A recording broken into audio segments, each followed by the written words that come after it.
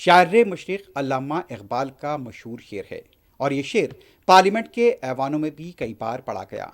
अल्लामा इकबाल ने कहा था, यूनान व मिस्र रोमा सब मिट गए जहाँ से, अब तक मगर है बाकी नामो निशां हमारा। अल्लामा इकबाल ने यह शेर जिस किसी पस मंज़र में लिखा वो अहले अदब और अहले इल्म दानिश अच्छी तरह जानते हैं। और इसका मरकज़ कौन सी कौम थी, लेकिन अब आरएसएस के सरबरा मोहन भगवत का ये कहना है कि दुनिया में कई मुल्क मिट गए लेकिन हिंदुस्तान बाकी रहा। उनका यह भी कहना था कि हिंदू रहेगा तो दुनिया रहेगी।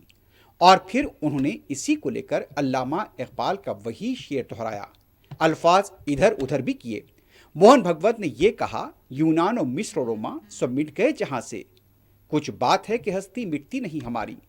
अब अदब के कदरदानों को भी ये जायज़ा लेना होगा कि अल्लामा इकबाल के कलाम का मरकज़ क्या था और आरएसएस के सरबरा इसे किससे मंसूब कर रहे हैं।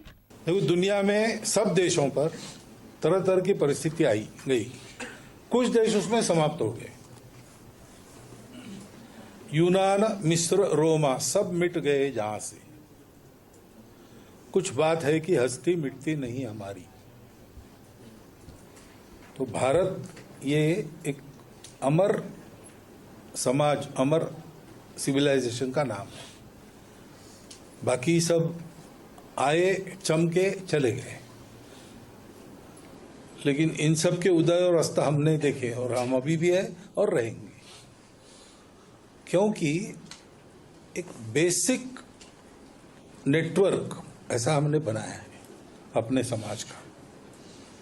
उसके चलते हिंदू समाज रहेगा, हिंदू नहीं रहेगा तो दुनिया नहीं रहेगी।